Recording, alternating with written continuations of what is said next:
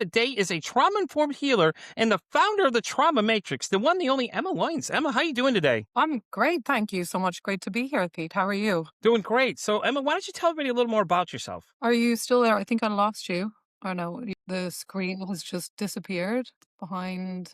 Um, it just disappeared off my screen, so I'm trying to find it. Hang on. Okay. Are you there? Yeah, I'm here. It's just it did something weird. Can you repeat the question? So let's redo the intro really quick. So, welcome to an exciting episode of Pete vs. Anxiety. My guest today is a trauma-informed healer and the founder of the Trauma Matrix, the one, the only Emma Lyons. Emma, how you doing today? I'm great. Thanks so much for having me, Pete. So, Emma, why don't you tell everybody a little more about yourself? Well, I mean, I for all my life, really suffered with low level depression. I had very, very negative self talk, suicidal ideation from Mm-hmm. childhood, and I actually thought that was normal until I kind of reached adulthood and started realizing that not everyone felt like that. And I did all the healing things. I did the yoga, I did the therapy, I did the energy work, the healing, and I kept on feeling stuck no matter what I did because I would take two steps forward and two steps back, or, I would keep reverting back. And nothing really changed until I started to cover what for me was the underlying layer of the whole mess. And that was really shame that I had internalized from childhood. And the work that I do now in the trauma matrix is all about taking apart this shame, this internalized shame. And I write about shame. I write about how shame is a weapon of our society and how it serves no positive function, yet it's a substrate, and it's the substrate for all the bad stuff, for the Mm-hmm. addictions, for the depression, for the suicides, for so many things. Even up to genocide. Shame is a big, huge part of that for individuals and also us collectively. But in spite of that, shame is really treated very softly and gently by us collectively, by the therapy community, the conventional wisdom. Oh, it says that shame is something that we should send love to, that we should try to understand, that we should, have empathy for. And what I realized is that for my particular internalized shame, it was operating just the same as a narcissist. It ticks every single box of the narcissist, except the call is coming from in the house. What really struck me was that with the narcissist outside, we're taught to walk away, not defend ourselves, but with the narcissist that lives rent free inside all of our heads because of our society and the way it's structured, and shame kind of comes from everywhere. We're taught to coddle this thing, send it love, take it to therapy. And I tried that for a long time and it just did not work for me because it didn't relieve that underlying shame cycle. It just kept on reoccurring. And when I started to dismantle this shame, I started to feel this relief, this lightness, and that I'd never felt before. And now I work with other people and I help them to do the same thing. So these are people, often I work with a lot of women who maybe have done years of therapy, who've tried all the things, maybe they've struggled with addiction, they've gone through the 12 steps, but there's still this shame underneath that hasn't been addressed and that really isn't addressed by most conventional methods out there, because or even the unconventional methods, because all of them treat shame as something that's normal, that's natural, and that you should kind of learn to cope with. So what I realized is that instead of, we're all inside this shame cage, and we're being taught by pretty much everyone out there to, put some pearls on the put some to decorate the cage rather than to step out of it. Because what I realized, shame is always toxic. There is no healthy shame, and that is healthy shame is really pushed in the mainstream. And what I've realized is that what we call what's referred to as healthy shame is not actually shame.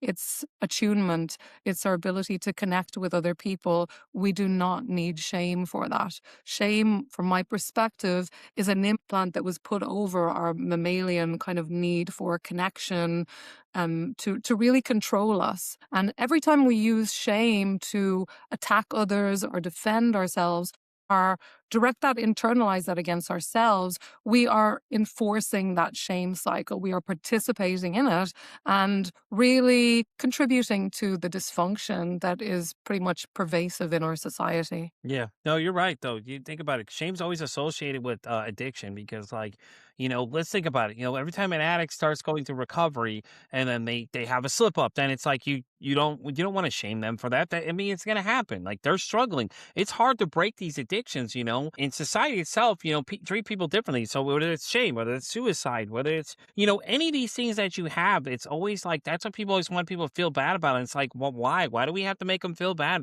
Why do we have to make them feel different Exactly. about these things? And it's Exactly. always weird though. It's like when you meet people that have attempted suicide, people look at them weird from another angle. They're like, then they start like almost kid gloving them a little bit, going, well, we could, do these things. And it's like, well, why? Why to make them feel differently? I mean, they did something. Okay. So don't make them feel bad about it, but it's like we constantly shame people for no reason. It's like, well, Yes. they're an addict. They used to be an addict. Okay. So they used to be. What's the problem? Leave the hell alone then. They're not doing it anymore. Be happy for their success. Like, why not bring them up? Why bring them down? It's like, it's a constant state of toxicity that we Yeah. have to have. It's like we feed on this and then, Yeah. like when you go to the internet, it's like you're live on these like, like I go live on TikTok a lot of times, and things I see is like these people come in always trying to shame you for things or they're like trying to troll you. And it's like that's what they feed on. We as a society feed on these things for some reason. It's the same thing when you play online video games. Think about it that way. Oh my God, dude. There's like, there's a reference a lot of us gamers make about, the 2000s where, like the 90s where we used to play Call of Duty all the time. Everybody makes these comments about a Call of Duty lobby and everybody's like, what does that mean? Okay, so this is what it means. Like imagine the most toxic place possible in an online setting where people say whatever they want to each other, telling the most derogatory things to each other, and it's acceptable. We all accepted these things and thought it was okay. So, then we thought it was okay because then it started overpouring into everything else. So we're like, okay, well, it's like being in a Call of Duty lobbies when you get into those situations. That's the reference a lot of people make, but it's not okay. We think it's okay, but it's really not okay. We keep shaming people for anything they do, and Yes. it's like, all these people are OnlyFans models. Like some of them are doing what they had to do to pay the bills. They're doing OnlyFans. Like, in fact, like what is it? The one where the teacher. She can't even get another job now. She has to continue doing this one thing you shamed her about because you basically ruined her life. Like, it's like you guys did this to her. She has no choice. She has to continue doing what's paying the bills because she has kids. So what's your guys' answer to that one? Well, we got to continue to shame her because she's doing what she has to do to pay the bills. Well, you guys are paying for her to do these things. Like you know what I mean? It's like, it doesn't make any sense. It's like, you do one thing and then you do what they want you to do. And then it's like, okay, well, you're shamed for that too. It's like, Yeah. Regardless. So no matter what you do, you're going to be shamed by someone. exactly. So we've got to really, and what I realized is that shaming can't really land unless you have the internalized hook. And I call it the inner narcissist because that's that voice. So if I say to you, Pete, you've got a big nose, you're fat or whatever, try to shame you. Mm-hmm. You will only experience shame if you have that little voice that it's called the inner critic. I call it a narcissist because it ticks every single box of the narcissist, by the way. Mm-hmm. It's grandiose, it's self-serving, it's manipulative. The only thing that it doesn't really correspond with when you look at the DSM definition of a narcissist, it doesn't manipulate other people so much as it manipulates you. Mm-hmm. So that's the key difference. But it does tick all the boxes of the narcissist. That's a really good analogy, by the way. I really like that, though. The way that fits. I didn't even think about it until now, but you are 100% correct. That does fit right in that category, minus the trying to take control of other people. But yeah, you're right. It's actually really. That's a really good analogy, actually. I love that. Yes, and the cool thing about this, when I started calling it a narcissist and stop calling it part of me, the whole collective were taught to treat this thing, even alternative methods of energy healing, somatic work. The treatment towards shame, the vision of shame is the same. It's the wounded part. Send it love, take it to therapy because it is a wounded part. And you know what? Narcissists are also wounded. They have been shaped and created by narcissistic families Mm-hmm. in many cases. So in lots of ways, and it is narcissism is a disease of shame. If you look at someone like Donald Trump, somebody mocks his dancing and he gets upset and he wants to attack them because it triggers his internalized shame. Now, somebody who's a psychopath and has no capacity for empathy and shame, they're shameless because, and this is our language actually reinforces the need for shame. So it's absolutely everywhere. You're shameless. You have no shame. You need shame in order to be well behaved. And this is the biggest lie that we've ever been sold. The only people, and even Brene Brown people, they say if you don't experience shame, you've got a problem that would make you a psychopath. But what I point to here is I feel like all these people, again, are talking about shame from inside the cage, where shame is normalized, acceptable, Hmm. something natural. And I really reject that notion because shame, like I say, shame for me is an implant. It's not, it's a weapon of control and manipulation every single time. If I try to shame you about something, I can say, or if there's a child here who's bothering me speaking, I can shame him to shut him up. And I can tell me I'm trying to educate him, I'm trying to make him better. Yeah. But no, that's a lie. I'm doing that because he made me feel uncomfortable and I wanted to maintain the hierarchy and put him down and put myself up. So when we shame other people, it's a narcissistic tool that we all use almost unconsciously. And it gives us that momentary lift. Oh, I'm so powerful. Look what I can do. I can make them feel so small and reassert our dominance in the hierarchy. So it's toxic.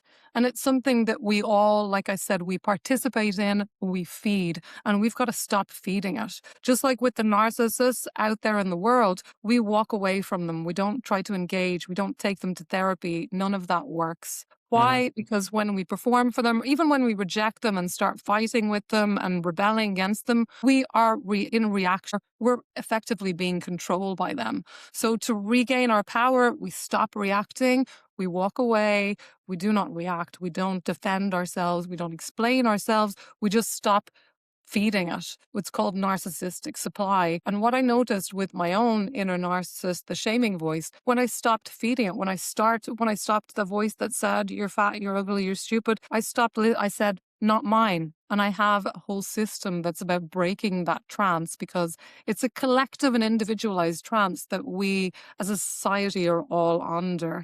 Hmm. I found a way to really break the trance.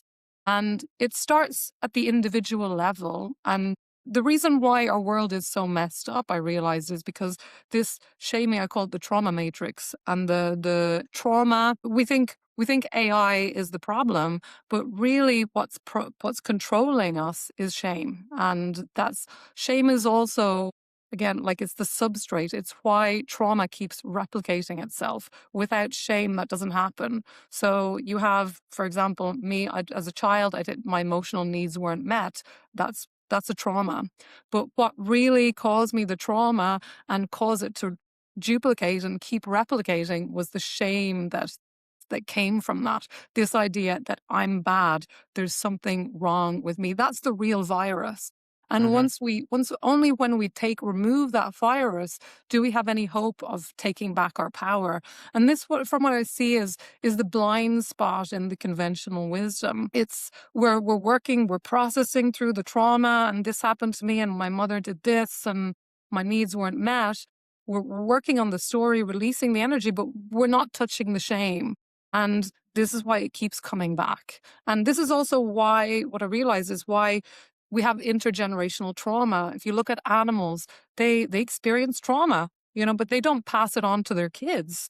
But humans do. What's the difference? It's shame. That's the Yeah. reason Do you why think about it trauma though? passes down from generation to generation. Yeah, because think about it. These kids that are born, we're the ones that are teaching them everything they know. Like they're seeing Exactly. everything, and it's like they don't know any of this stuff when they're born. They're basic your fresh palates. They don't know anything until you start writing something in there and telling them these things and teaching them these things. And Yeah. we all know kids early as 4 start recognizing a lot of things you're doing. So they're watching what's happening. So like in those Yes. toxic environments, they're watching everything happening. So they're thinking that this interaction should be the thing that's happening for them and going, well, you know what? This is what we should be doing. Hey, I see this happening. So then they think this is how it's supposed to go. And then they find out, well, wait a minute, that's not the right way to go. And it's like, Yeah. then we want to blame everybody but ourselves because we're the ones that taught them this. It's like, we taught you this. It wasn't that anybody else showed you this. Yeah, they get on the internet, they see these other things, and the positive reinforcement of the fact that people are doing the same thing. And you see people shaming each other, like in anything, like even sports. You shame somebody for liking a certain team and things like that too. All these things that we do unknowingly that we're doing that is just shaming each other for it. And they don't know how to decipher the difference between that. They just see that we're doing it, so they're like, okay, well, now I want to do what they're doing because I think that's the right way to do it. Well, because my mom and Correct. dad are doing it, why shouldn't I do it? Because that the whole statement product of your environment always comes up because it really is the case because you learn these things from in the home that you're in, and then you go to school and interact with other people, and then they see more of it, so then they're picking up more of it, and they're like, okay, well, I'm learning this from my friends, and then it's Right. that whole FOMO, that fear of not wanting to miss out. So they're like, well, I got to be a part of this, group or whatever they're doing it. So now I have to do it too to fit in. If not, I don't want to be the one on the left on the outside and be the odd man out. And it's almost like we shame them into doing the same things because it's like they don't want to be left out. Now, I don't want to be out of the group because if I don't do something, I'll be left out of the group. Now I can't be a part of this and I'll be the only one left. And it's just like, it's a constant cycle that we got to break though. But with the trauma matrix, it sounds like that's what you're trying to do now is to break that cycle of people, blaming Exactly. everybody but themselves. And I But had a guest in the show though that was like that. He's a men's coach, but he did the same thing. He's like, you got to blame yourself. He's like, you got to fix yourself before you blame everybody else. Which is, I mean, it's a great thought process though. But I would just say one thing that I've noticed. So shame, I totally agree. Shame is not natural. Shame is taught. It's taught by our Hmm. parents. It's taught in our schools. It's reinforced everywhere. Look at social media. It's everywhere. Hmm. People are shaming each other. Even I'm writing an article at the moment about covert shaming that we all participate in. It might look nice on the surface, but there's a shaming undertone, and you feel that in your body. So shame is absolutely everywhere. But shame serves no positive function. If you look at Exactly. other, shadow or negative emotions like fear, okay, fear. So there's a car coming, there's someone that's dangerous, somebody's coming to attack me. I feel fear, I run away. Fear is positive. It has a positive side. If you look at anger, for example, somebody is trying to cross my boundaries, they're trying to harass me or do something makes me feel uncomfortable. I feel anger. That triggers me to say no to them. So anger works there. Shame has no such positive function. Shame is exclusively a tool to control people and dominate them and put them in their place. And shame, unlike other emotions, you can't process it away. So this is why I have the conventional wisdom will tell you to sit with your shame, to feel your shame. But shame is not a normal emotion. And the evidence that I have for this, if you sit with your anger, you process it, you feel it, you release it, you'll come to something else. You'll come to grow underneath it more likely. But shame isn't like that. If you sit with your shame, what's the next level underneath it? It's more shame that you're terrible, and then it gets to you might as well not be here. Shame is a bottomless pit of shame. There Hmm. is no positive to it except for the people who are controlling and dominating and manipulating you. And this is the thing that we all miss because we all participate in this shame matrix, this trauma matrix where we're shaming each other subtly and overtly and it's so normalized, especially in the Western world.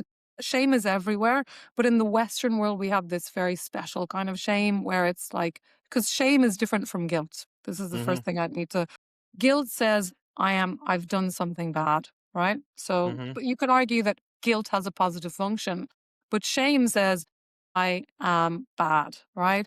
And it's particularly in Christian based cultures, it's this idea that I'm bad because I'm human, because I'm born, I'm a sinner. And then we're taught that we have to forgive as well. So you're a sinner, you're bad, you've got to forgive. That is a loop you can never get out of that cycle. So this is what I call individualized shame. It's very virulent and because it's just my identity. I'm bad because of who I am, not because of what I've done. And this is even if you're not Christian, if you live in Christian based societies, this is the substrate that we're all kind of swimming in. So it teaches us that you're bad, that there's something defective about you. Shame, it's not, like I was saying, it's not an emotion that you can process normally. What we do with shame is when we experience shame, we either internalize it and attack ourselves. So the voice in our head says, "You're stupid, you're ugly, you should never do this." It's because shame is self-attack. That's it. Shame is self-abuse. It's abuse, it's attack, it's making you wrong. And the other alternative is that we project it onto someone else. So we experience shame, it feels uncomfortable, so we find someone else. Look at her, she's got a fat ass. And we shame her or him because it gives us that momentary ooh, I'm so powerful, I'm so strong. It gives us that momentary lift and that sense that we're diffusing or releasing the shame, but obviously we're just reinforcing the loop. But it gives us that momentary relief from it. And this is what we're all walking around doing. And this is the cycle that I'm seeking to break with the trauma matrix, because for me, the conventional wisdom really failed me. Yeah, that you need to sit with your shame, you need to love it, you need to take it to therapy, just need to love it more, you need to understand it. It didn't work with for me because it kept on feeding the cycle and Yeah. giving what I call narcissistic supply to this voice inside my head that was basically constantly saying you are not enough. And when you really believe that, and we've all been kind of brought up with this belief because our parents believe that to some level. I believe that everyone has it to some degree because it's so culturally pervasive. But it's to what degree you're actually aware of the impact that it's having on you. Shame is the root cause, and I don't say that lightly, of addictions. You know, all addictions, they can be traced back to shame. So this is why when people stop drinking, when they stop doing the cocaine, they're dry drunks, or they still have that urge to do that because the underlying shame, the feeling that I'm not enough, has not been addressed. Because it's not addressed by most forms of therapy, because shame is still taboo. Nobody wants to talk about it because even the word shame, it makes people go, because it's that exile. Oh my God, something is wrong, that tightening in your chest, that heat. So even the word itself is something that we avoid like the plague. And when people talk about shame, they talk about it like it's a teacher, it's a natural thing that we need to love a little bit more, that we need to feel a little bit more. And this is something that really didn't work for me. And with the people that I work for, that kind of process didn't help them at all. And lots of people have tried it for years and years, and they've just kept on reproducing the same kind of self-attacking, self-destructive cycles. Yeah. No, I get that completely. So, when you started doing your trauma matrix, did you get a lot of pushback from people? Because I mean, you're presenting a whole new idea to them that shame is, something other than what we've all been told that it is. Did you see a lot of people say, "Oh no, what are you talking about? Am I out of your Nah, nah." You know what I mean? Like, or you're crazy, or the usual things people like to do, discredit things because they don't want to believe it, but it's really when you start presenting the facts, it all makes sense, though. Well, you're one of the few people that really gets it, Pete, because a lot of people, including therapists, they're kind of programmed into their way of thinking and their system, if you like, which says that shame is something normal, natural, that we just need to love a little bit more. It's an adaptation technique, and it is. As children, we took it on because we needed to do it to survive, but that doesn't mean that we need to coddle it now. Like I said, narcissists, that was a survival adaptation. They took on that narcissism in order to survive their childhood in a lot of cases.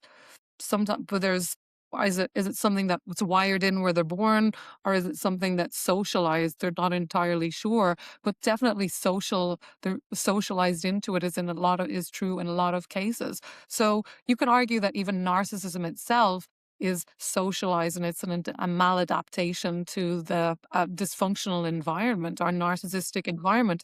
But we don't coddling to that, taking it to therapy, trying to understand it. It doesn't help. It just doesn't help. You are constantly going to hit that brick wall.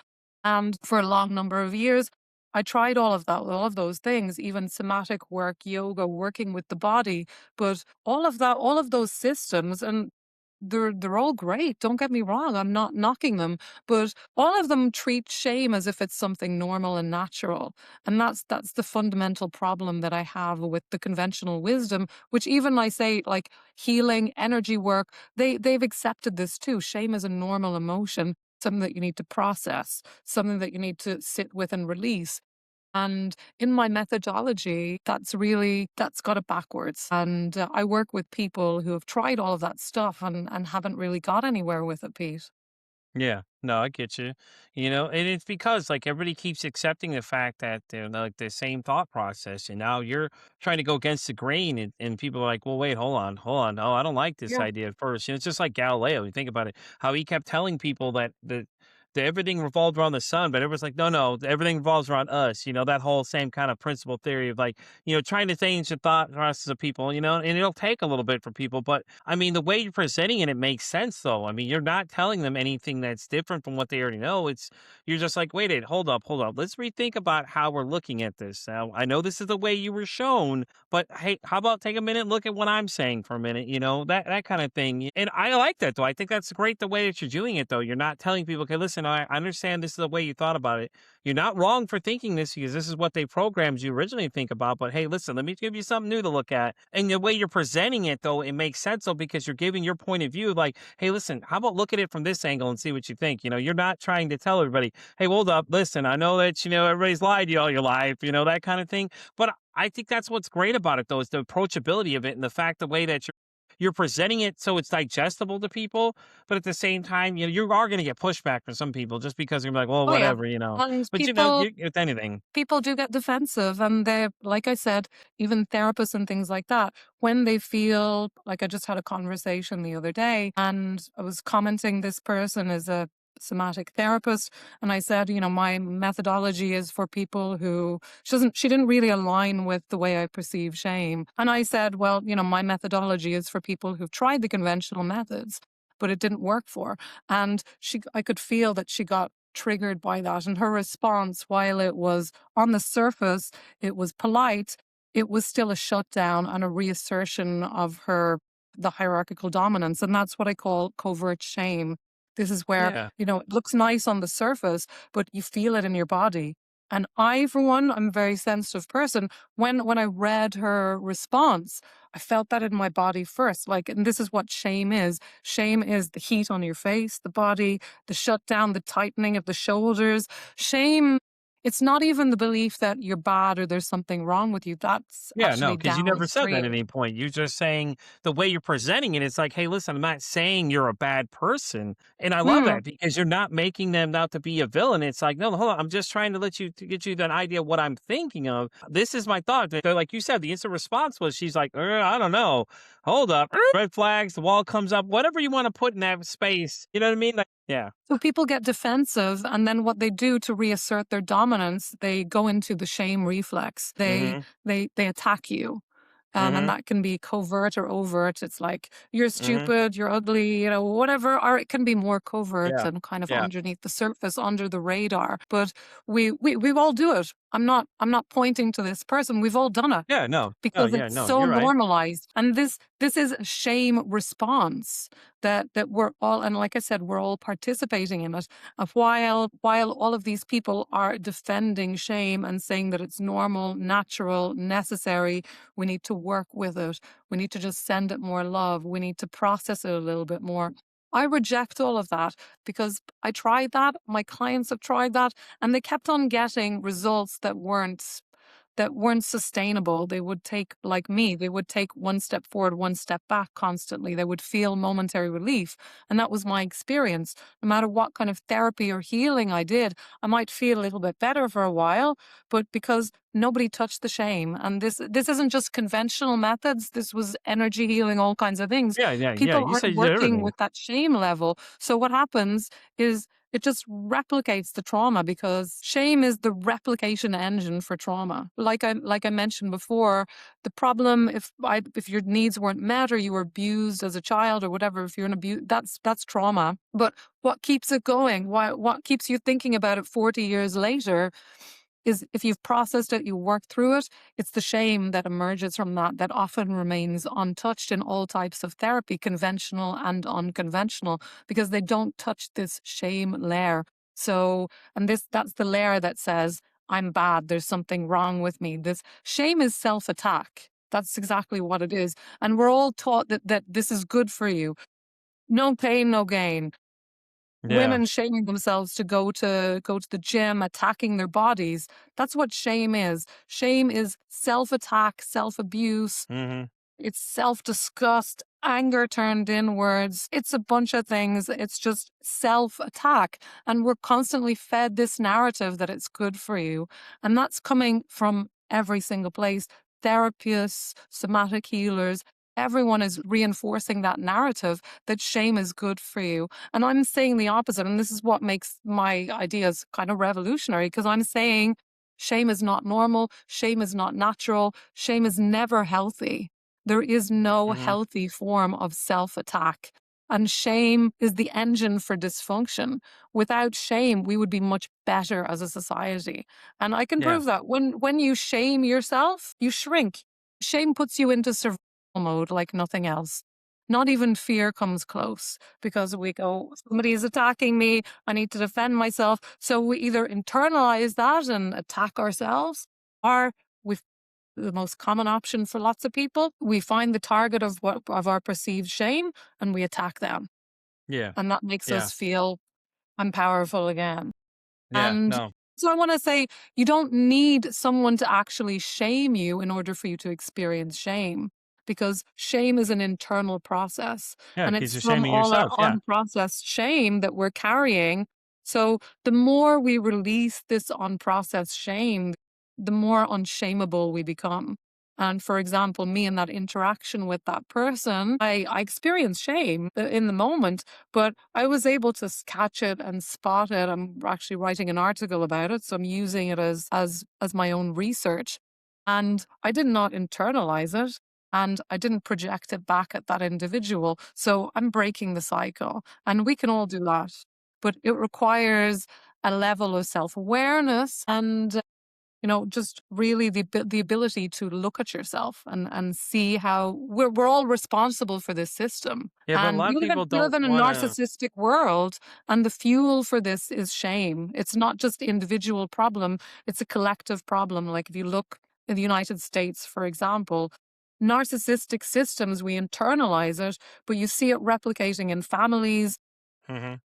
corporations, in governments. It's absolutely everywhere. We are, and the fuel for this is shame. Look what's happening in the United States. An agent of the law feels threatened. Not necessarily the person is attacking them, but they experience that as shame. And what do? They respond with whatever kind of violent force, with shooting, with a gun, whatever, because that's what shame makes us do. Shame tells you're in threat. You're threatened here, so you have to reassert your dominance with whatever mechanism or means possible. And this is why our society is so one of the main reasons why our society is so dysfunctional, because we are operating out of shame, individually, collectively. This is replicating the shame, the trauma, and also creating more and more of the trauma. And we're never going to break the cycle until we break up with shame as individuals. And the thing is, we keep creating new systems, like let's try capitalism, let's try communism, let's try this, let's try that. But because they're created by people who are operating from that shame, we start a new system and it just replicates the same shame-based modelings. This is why revolutions eat themselves. It looks great. Yeah, the revolution is happening. Everything's going to change. And they just become autocrats. They become another form of the same thing, just with a Exactly. different kind of packaging. And Yeah. because we keep recreating these shame-based systems, because as individuals we're operating from that shame as well. So of course we're going to create another system that's operating from that same place. So until we break up with shame, break up with the inner narcissist individually, only then can we create a revolution that's going to be sustainable. I think what it is too is that people don't like to, especially when it comes breaking up with a shame. It's like, when people self reflect, a lot of times that's what you're essentially doing the same thing too. You're like looking at where your responsibility was in certain things and accepting your own faults. Like I did that this past year. No, I didn't blame myself for these things, but I took responsibility of what part I had in these things. And it Yes. found it to be easier to understand these things. And to me, I accept a lot of things people say. And I love the way that you're just not pointing out the fact that anybody's evil. You're just pointing things out from a different way of looking at things. And and the way these people are acting just makes me laugh, because it's like all you're doing is just saying, hey, okay, listen, hold up. Notice how these people have the same pattern, and like the same things are happening. Notice how we're kind of doing the same things. We're just replicating them. Let's try Yeah. and change that a little bit. You're just that new thinker now. And they're like, it's I almost compare it to like the millennials. Think about it this way. Okay. So now you know how everybody is ragging on them. Oh, because they have a new thought process because they don't want to tolerate the same crap all of us have been dealing with all these years. They're like, no, I don't want to deal with it anymore. So now they're the different people now. It's because they're millennials. They don't want to work. No, no. They didn't say that. They said that we don't want to deal with the same crap you've been putting us through all these years. We're just tired of it. And now that we're making a different change and we're looking at it from a different point of view, and we're like, well, we don't want to accept the same shit you guys have been putting us through. Now we're wrong for thinking that now we don't want to work all of a sudden. Isn't that we don't want to work? We don't want to work and do the same things you guys are doing because we see the faults in the system of what's going on, And it's like, I love it. I think it's great. I'm looking forward to see where this thing goes because I like the idea of where you're coming from it because you're not blaming anybody, and I think that's the first thing that you always have to look for. A lot of these infomercials, they always want to blame somebody on something. You think about it, if you're trying to sell people on things, a That's lot of it. things, what do they do? Yeah. You're always trying to blame the other person or blame the other people because you're like, oh, well, you don't want them there. You want them to come to where you're at, but you're not doing that. You're like, okay, hey, listen, let me give you a third level perspective here. Check out what I'm thinking here, and this is just my opinion. This is my own experience. You can't say my own experience isn't right because this is what I'm experiencing. I'm not saying this is what you're experiencing. But if it matches up with it, okay, well then see, look, we're in the same space. You're pointing it out without making people feel bad about themselves. Now, if they're getting reacted to it because it's obviously falling in their category, the same thing with anything. Like if you say something in general, make a blanket statement and people get upset, it's like, well, you're upset because this fell into your category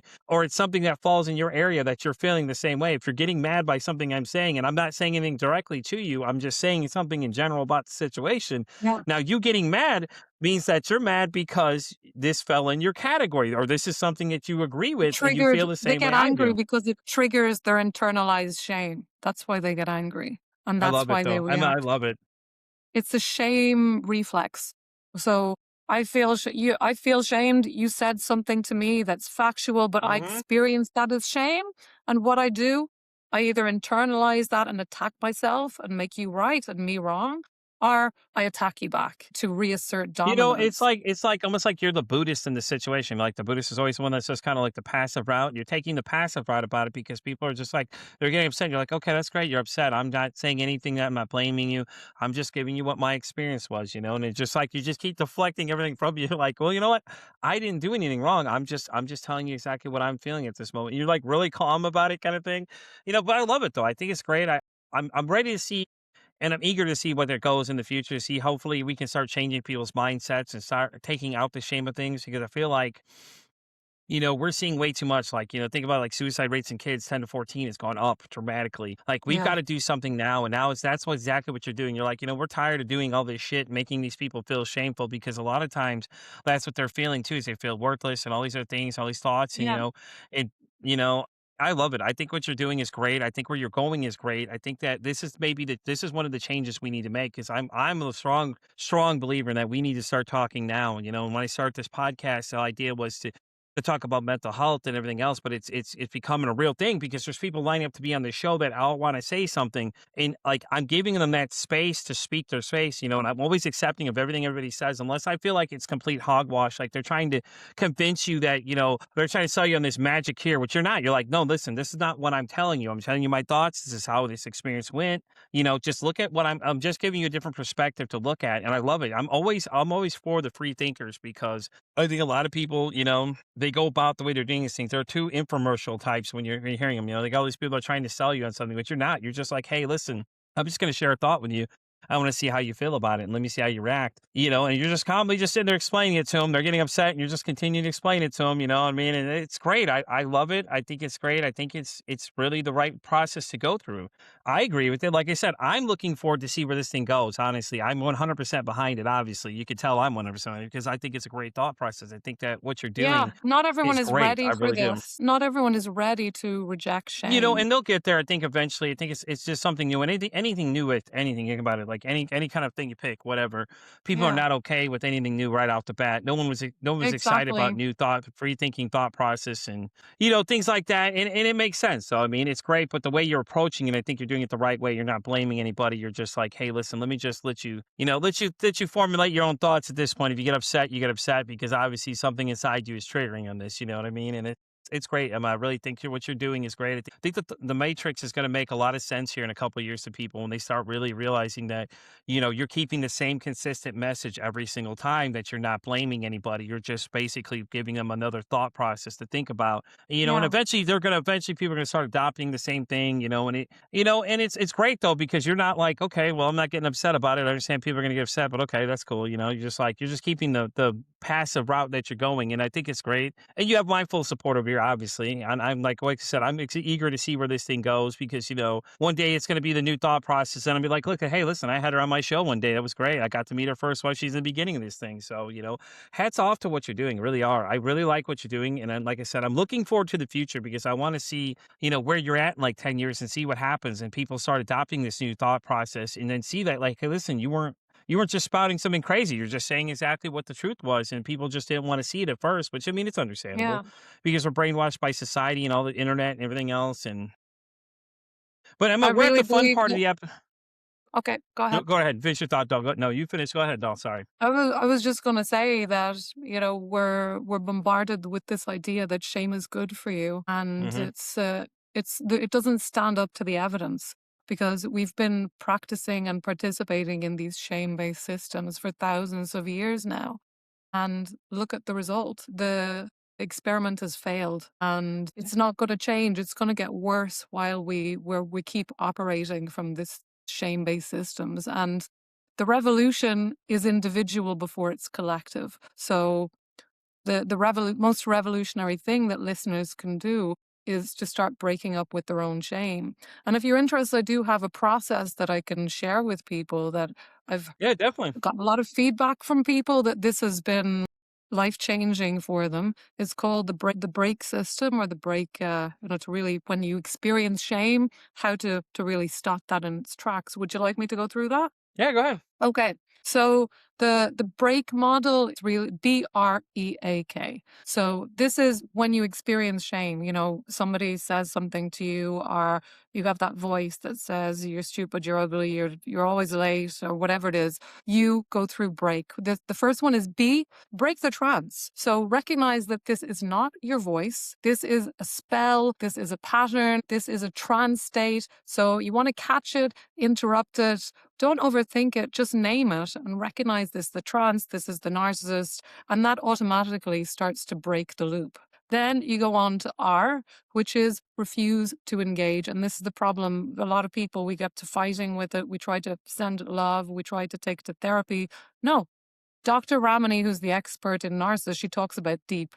Don't defend, don't engage, don't explain, and don't personalize. We've got to do that with the voice. So just say, not today, Satan, not today. You don't need to be polite to this thing, you know? And Hmm. then you go on to E, which is expose the lie. So this is call out the shame based programming. This is control. This is not care or concern. This inner critic is presented in our society as something that's trying to keep you safe. But if you look at how it operates, it's not really concerned about keeping you safe. It'll tell you, who are you to set up that podcast? You're useless. You'll never get on that stage. That's not trying to protect you. That's trying to protect itself, just like with a Hmm. narcissist. So really expose that lie. This is control, not care. This is not your story. And really speaking that disarms its power.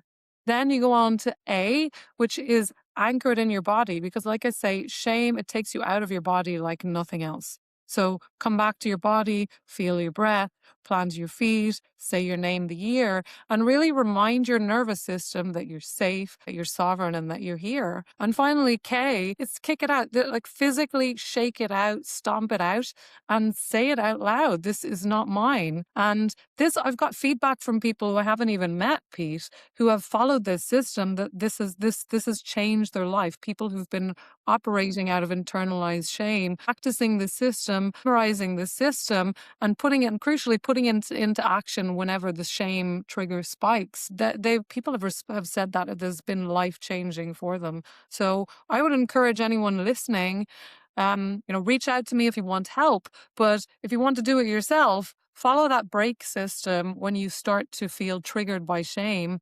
And it absolutely can change the way you feel and really reclaim your freedom. Because while you're operating from shame, you're not free. Someone else is controlling you. You're not free. And if you're rebelling against it as well, you're also not free. That thing is still controlling you. Heck yeah. Yeah, definitely, guys. If you're listening at home, definitely try it out.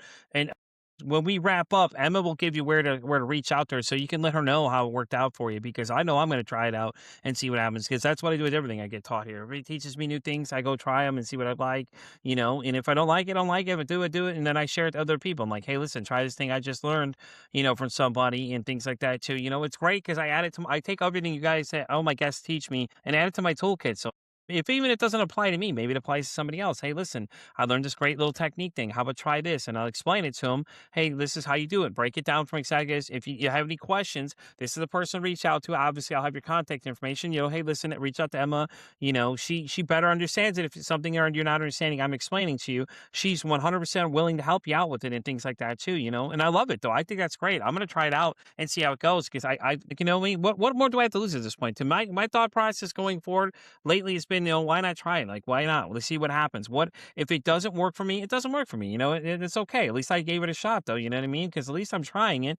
And like I said, I'm always open to a lot of things, and a lot of people I meet are open to a lot of things too. So I'll definitely be passing it around to people to try out, and people that listen to this episode for sure, guys. So Emma, before we start wrapping up, I want to ask you two questions. Okay, so now these questions I've asked all my guests this season and the previous season, and these are kind of fun. So the first one is actually a music related question because I'm a big music guy. I love music. Music is a big part of my mental health, therapy and things like that too. I use it very soothing. You get that song and jam it out. Okay. So the question to you is that if your mental health had a song, what would you say that song would be? And it could be any song you feel represents it as you feel. Well, at the moment, I'm really into an artist called Bad Bunny, because I find that he's very authentic and he's not operating out of shame. So songs really resonate with his authenticity, the way Hmm. he changes. There's emotional depth to his songs. It's not just one dimensional, and I find it very releasing for my nervous system to listen to some of the tunes like Bete, which means like it's laying a firm boundary, or just everything that is his energy. I find really energizing, and it's really reclaiming your space shamelessly. And that means not being controlled by what someone thinks or feels, just being you, authenticity. That's it. And when you're operating out of shame, you can't be authentic by definition because shame says there's something wrong with you. So while you're operating out of shame, even if it's just a little bit, you can never find out who you really are. And I find that someone like Bad Bunny, for example, he's very authentic and he doesn't care what other people thinks. He's shameless in the way that he presents himself. It doesn't allow himself to be shamed or controlled by other people's perceptions or feelings. I absolutely love it. Yeah, like I said, there's no wrong answer to that question. Everybody's answer to those are so interesting. Bad Bunny you're the first one to say Bad Bunny, which is interesting because we've got a lot of different ones. I don't think we've had anybody say the same artist yet, which has been great so far in all these interviews because it's interesting to hear what people say. The And you have top, different people have different tastes in music. you know So what? The one that shocked me the most is still, what's her name? Susan Snow said she liked Rage Against the Machine. I was laughing so hard. I'm like, yeah, yeah. There's something about also anger, you know? hmm. Anger is an emotion that we've kind of said, well, we shouldn't feel that. But like I said, anger is very empowering. If you see injustice, anger is anger is natural and necessary for you to go and take some action. So I also enjoy artists like Kneecap. I don't know if you've heard about them. They're very kind Hmm. of like Rage Against the Machine. They have that Oh, see, anger, I that gotta check them out. Yeah, I love Rage anti-establishment Against the thing Machine. that I find really energizing and powerful and important right now because things are things are pretty bad. I think we can agree collectively, Hmm. and anger is a response that's needed before we actually get to a place where we're taking action to stop this thing. Right. No, I agree. I love it, Emma. So, okay. So, before we wrap up, the final question for you is that if you could break the stigma about mental health, I mean, anything you want people to believe, you could even use the same thing we've been talking about right now. Shame is not real. What would you say that would be? Is there anything else, or do you want to reaffirm the same thing we've been talking about? This is your time to share it with everyone else. Well, yeah, I mean, I'm going to sound like a broken record, but really, shame is the substrate for so much of our human dysfunction. So, addictions, there's not really any kind of mental health or dysfunction that we collectively have that doesn't trace back in some way to shame. Even things like imposter syndrome, procrastination, self-doubt, these are all shame in disguise, shame with better PR. So shame is really the root of so much dysfunction. And if you want change, if you want to see change consistently in your life, you've got to get to that deeper layer of shame and break up with your shame voice so that you cannot be hooked by people trying to shame you and manipulate you. So this is the real path to freedom. Break up with shame and experience real freedom. Otherwise, you're still manipulable or controllable by others. So real freedom, break up with the shame. Otherwise, you're still going to be reaching for a tool. This is why people drink. You know, I come from from Ireland. It has very shaming culture, and very kind of internalized shame from the colonial past. And people drink because we drink, and it gives us a temporary relief from the shame, but it doesn't resolve the shame. It just restarts the cycle. So the real solution is not something out there. It's going inside and doing that inner work to break up with your shame voice, with your inner narcissist first. And that's what I do with my work. And I actually have a free guide for people if people are interested. Yes, no, I was getting right into that. Where can everybody find you? Go ahead and plug the website wherever you want them to go to find all that information. Where can they find you at? Yeah, find me. My main source at the moment, I'm working on a website, traumamatrix.com, and I have a Substack, traumamatrix.substack.com. So you can find me there. That's where my deeper work lives. I also am on TikTok and Instagram, trauma.matrix. So you can find me there. And yeah, reach out to me. Send me a DM. My DMs are open. I would love to hear if you followed this break system and how you found it. And obviously, if you want some support with that, that's exactly what I do with people. But the best thing you can do for the world, in my opinion, is to break up with your shame. There it is. That's Emma Lyons for everyone. Emma, thank you so much for being here today. I appreciate you coming. This was a fantastic conversation. I look forward to meeting with you again. You're definitely going to get an invite to come back anytime you like. If there's anything new you want to talk to us about, you want to give us an update, anything you want, you're more than welcome to come back and reach out. I'd love to have you come back and talk to us. I truly enjoyed having this conversation with you, and thank you so much for being here today. And my pleasure. Thanks so much for having me, Pete. Definitely. And guys, with that being said, we're going to wrap up this episode of Pete vs. Anxiety. You know where to find me on Pete vs. Anxiety. I'm on Spotify, all the way down to Pandora Radio. I'm on X, all the way down to TikTok. And as always say, it costs nothing, absolutely nothing to be kind to somebody. One kind act you can do can save someone's life, or hell, you can make their day. I'm Pete vs. Anxiety signing off saying, don't ask how your day is today. Say, hey, how's your mental health?